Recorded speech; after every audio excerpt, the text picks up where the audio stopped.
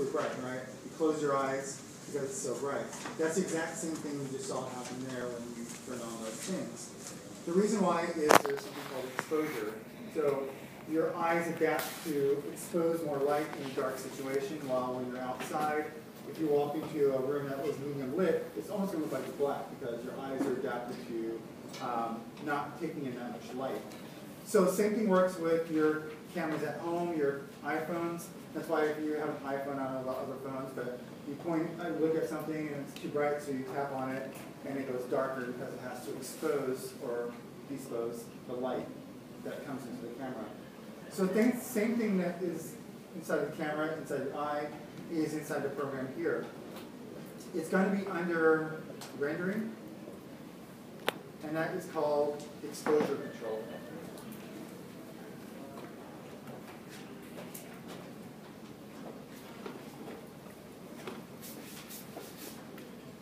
So by default, you always want to have exposure control on. When you guys create lights from scratch from a brand new scene, it's going to ask you the first thing you do when you drop in the lights and say, do you want to use exposure control? And you're always going to want to say yes. The exposure that it uses is something that's called mental ray photographic exposure control.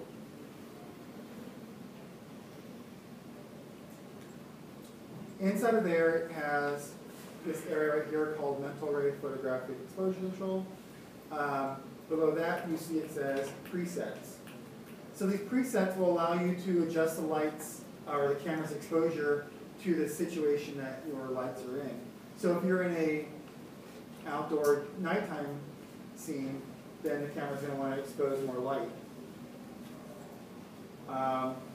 If you want indoor daylight, you also have your indoor nighttime lights.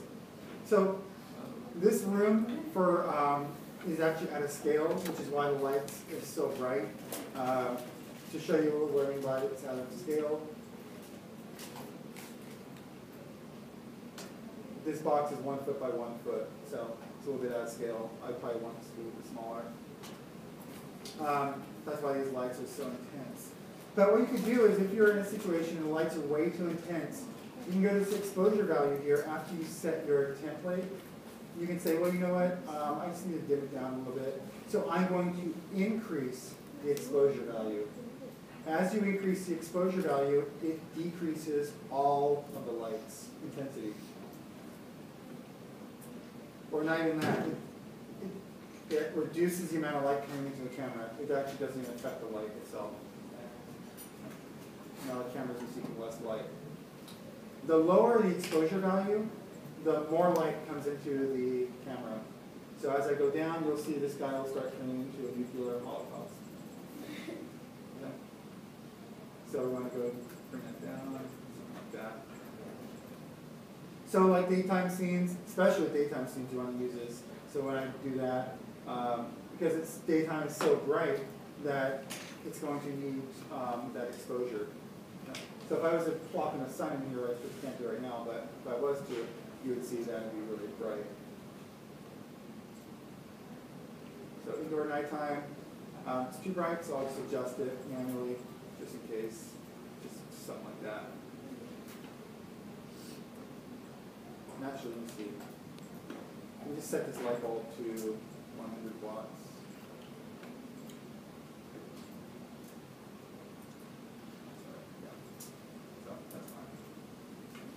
So the highest value of exposure value is 16, which you'll see is very, very dark.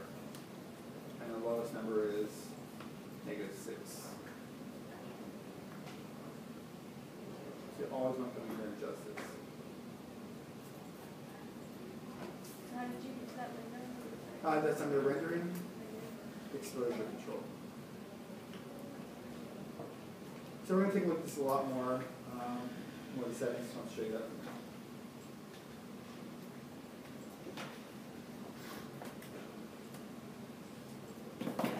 Other cool things we have is under tools, we have this thing called Light Lister. So Light Lister will list every single light inside of your scene. So that way you don't actually have to go and select a light, then go back into the scene, adjust the settings just to go and get out of that view, select another camera or light. So you have this long list of all your lights inside of here, which is why it's really important to name your lights. That way you don't have to actually leave your camera view. So that way you do, lamp lights, recessed lights inside the living room, recessed lights in the dining room, and you'll be able to adjust them from here. So if you click on this button on the side here, that's select. So if I click on this button right there, it'll select probably my first light there. If I click on this button right there, it'll select this one. Oh, that one, I guess. And currently that light that I have selected is off. So I'll just turn it on. There we go. Yeah. So when you create a new light, does that actually create an object with geometry? No, it's a bunch of lines. It doesn't do anything. Yeah. There's our intensity, which is directly related to the intensity that is over here. So 95, 95. Like if you're working like in architecture or design and you have like a lamp, would you design the, like would you create the geometry of a bulb and place it in? Or is it affected by it, or So not usually? yes and no. So you would create the geometry for the lamp itself. If you wanted the light to be seen, the light bulb to be seen, then you can create the light bulb. But if the light bulb does not need to be seen, then you just draw the light inside the lamp. But yeah, like if you have hanging lights or something like that with the light bulb, then yes, you design the light bulb.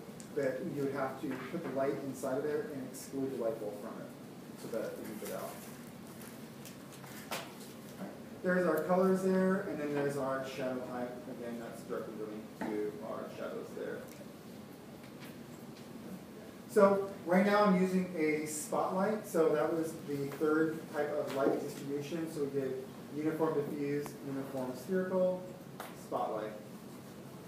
So this guy has what is called distribution. So there's two types of distribution. There's what's called the hot beam, which is the hottest part of the light. And then we also have the fall off, which is where the light reaches zero intensity. So what I mean by that is if I increase this hot beam, all the light inside of here is going to be 95 candles. Now light does have what's called attenuation, and that's also on the handout. There. So as light gets further away from the light source, it fades away. So that's what we see here is that it's 95 here, but then it fades away and starts reaching zero. But the hot beam only regards to the edges of the light. So there's also something called fall off. So what this means is that if there's a distance between the hot beam and the fall off, between the hot beam it'll go from its highest intensity and the fall off is zero. So that results in a soft light. Turn that up a little bit. So see how the edges are soft? So the bigger the spread, the softer the edges are. So if I increase that a bit more, probably not much more to get softer. If I have them very, very close to each other, then I get a very, very sharp light.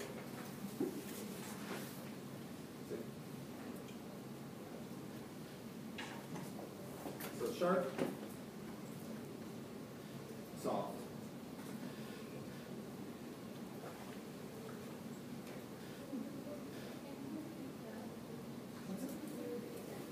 Yeah, so the hot beam is where the light is its full intensity. The fall off is where the light reaches zero. So if you look at the hand that I gave you guys under fall off, you'll see on the sides of the picture there, the light's zero, and then as you go inside it gets a little brighter. But as the light gets further away, that's called attenuation, and that's where the light reaches zero for distance. So fall off is the edges, attenuation is the distance.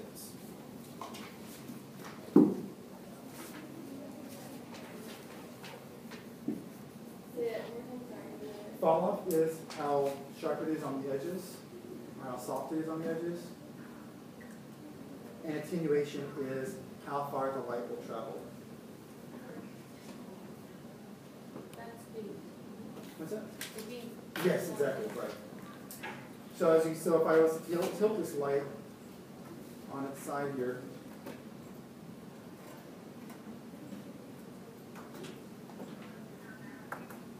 so you'll see that there's a fall off here, and as I go over here, the light starts attenuating to 0.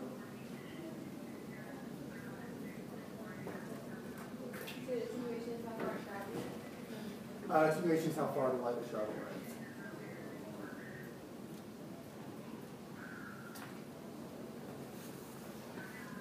So generally, like if you have spotlights on theaters and stuff like that, they have the distance between the fall off and the hot beam is very, very short.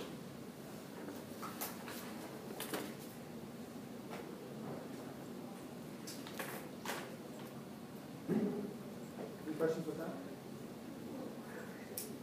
So, we've seen a lot of that guy.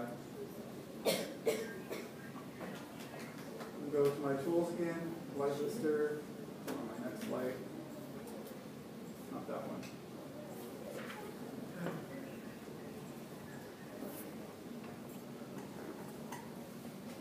There it is. This guy. This guy is photometric light 004. This light is a little bit different than the other ones. So this one, out of the light distribution, is called photometric web. I'll make this one a little bit more brighter so you can see it. This one's almost like a spotlight, but it has you have no control of the hot beam or fall off.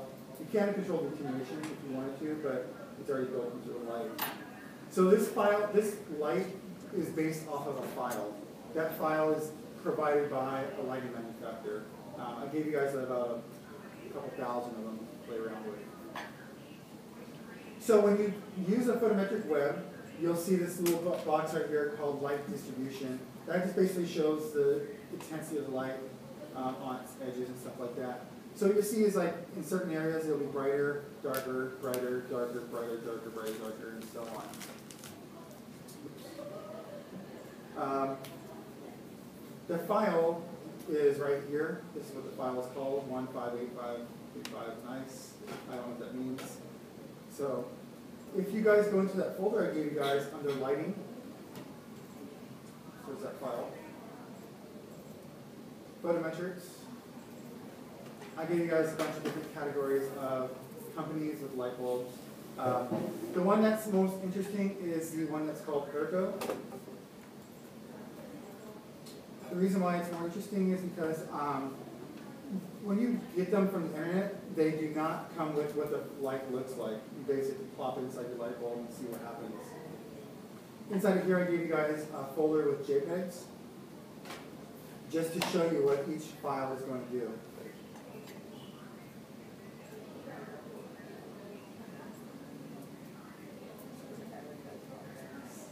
So there's that light.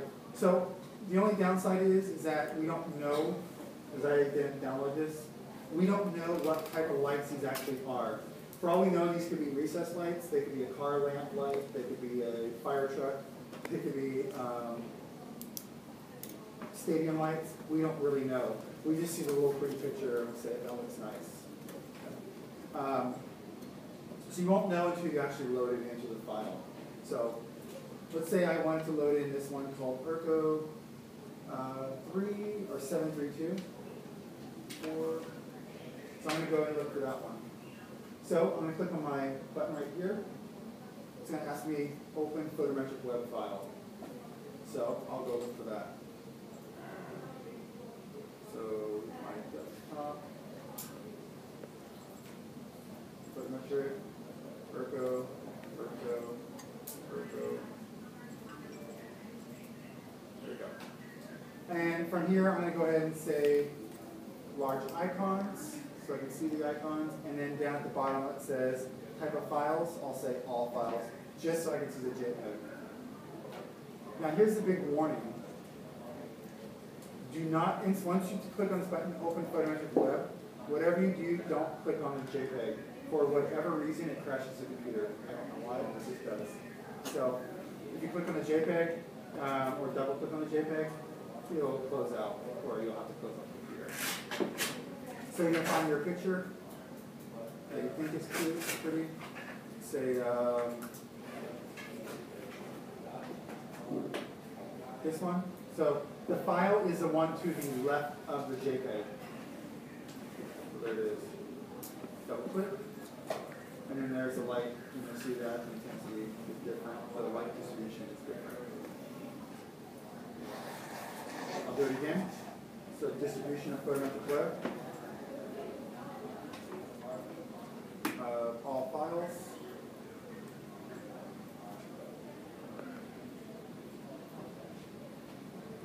I'll try this one. There you go. And you can move it away from the wall so it's not burning it up if you like.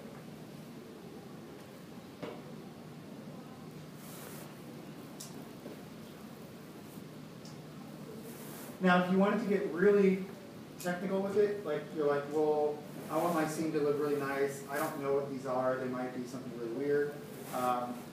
What you could do is you could go on the internet. I'll just go inside here. I'll give you 2 websites. Lithonia.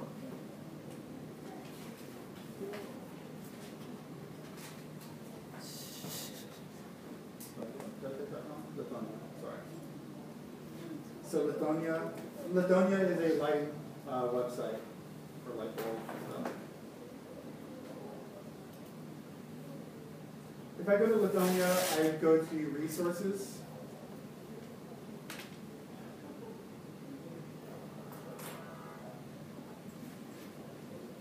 Under resources, you'll see the word photometric.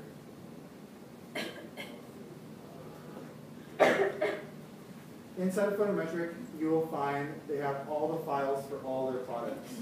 So you can say download all files. You can go and say, hey, I'm just working with residential files or working with track lighting or something like that. You download the file, then you go inside, you extract it. So I've already extracted mine. Let's see, where's mine at?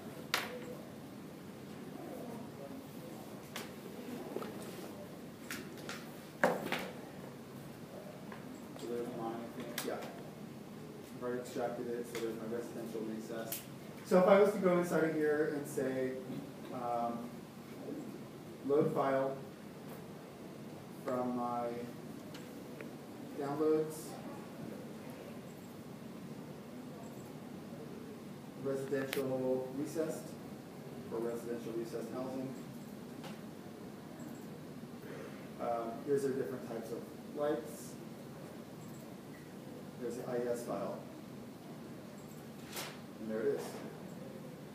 Now if you get a nice wide distribution of light in your scene, I'd probably go ahead and copy that over.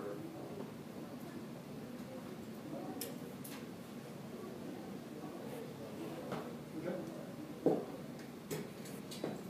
So guys, before you guys leave today, probably just go on that site, download the Lithonia files just so you have that, so you know what actually you're working with. But for now, you can play around with Ergo files. So go ahead and play around with that.